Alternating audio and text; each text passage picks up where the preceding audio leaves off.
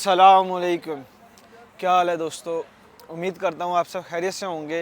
अल्हम्दुलिल्लाह, अल्लाह का शुक्र है, मैं भी ठीक हूँ। अभी आप देख सकते हो मैं आया हूँ एक पार्क में, घर के पास ही हल्की हल्की ठंडी ठंडी हवा चल रही है।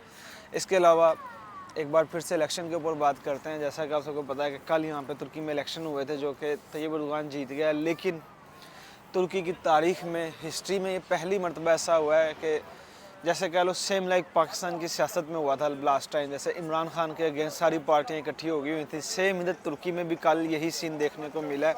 तैयब एर्दोगान के ख़िलाफ़ पहले तो कभी कोई इतनी ज़्यादा करीब पार्टियाँ कोई भी नहीं पहुंची, लेकिन कल किया क्योंकि इलेक्शन जो है बहुत अहमियत का हामिल था। उसकी वजह जो है ना वो यही थी कि 100 साला माहिदा भी कंप्लीट होने वाला आगे जुलाई में।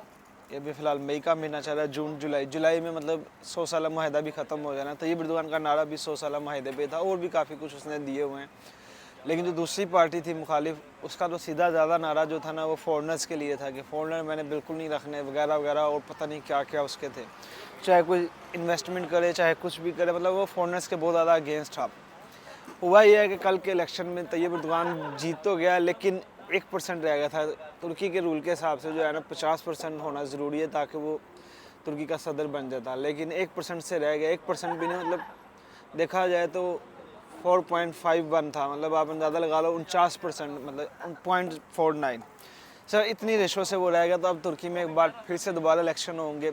आप लोगों को समझाने का, बताने का मकसद यही है कि अवाम का जो फैसला है ना वो तैयब एर्दोगान ही है। मतलब अवाम ने ज़्यादातर मेजोरिटी में जो वोट दिए ना वो तैयब एर्दोगान को ही दिए हैं। बेशक उसके मुखालिफ वो जितनी भी पार्टियां थी वो आपस में मिल भी गई, रल मिल भी गई, फिर भी वो उसके मुकाबले को नहीं पहुंच सकी। तो इसका मतलब यही है, अवाम जो है ना वो तैयब एर्दोगान को ही दोबारा चाहती है, और उसका नारा भी यही था कि 100 सालों के लिए ठीक आदमी और ठीक टाइम, ये उसका नारा था इलेक्शन के लिए। तो इंशाल्लाह 28 मई को दोबारा एक बार राउंड होगा, दोबारा सिलेक्शन कराए जाएंगे इनके। तो उम्मीद यही है कि जो अवाम ने पहले भी फ़ैसला दे दिया हुआ है, तो अवाम दोबारा हो सकता है इससे ज़्यादा फ़ैसला दे, ज़्यादा वोट दे इसको, क्योंकि बाकी सारी पार्टियां मिल के भी इसके पास इसको टच नहीं कर सकें। सेम जैसे इमरान खान के साथ सीन हुआ था वही सीन है। बाकी मेरी दुआ भी यही है कि तैयब एर्दोगान आए, क्योंकि वो जो है ना फॉरनर्स के लिए बहुत कुछ करता है, ख़ासकर पाकिस्तानियों को वो बहुत तरजीह देते हैं। तो इंशाल्लाह देखते हैं 28 मई को क्या होता है। बाकी अगर आप लोग किसी और चीज़ पे वीडियो चाहते हो तो वो मुझे आप कमेंट में मशवरा दे सकते हो। मैं इंशाल्लाह कमेंट सब लोगों के रीड करता हूँ, जवाब बेशक मैं लेट दे पाता हूँ। तो मुझे दीजिएगा इजाज़त, इंशाल्लाह आप लोगों से मिलता हूँ नेक्स्ट वीडियो में। तब तक के लिए अल्लाह हाफिज़।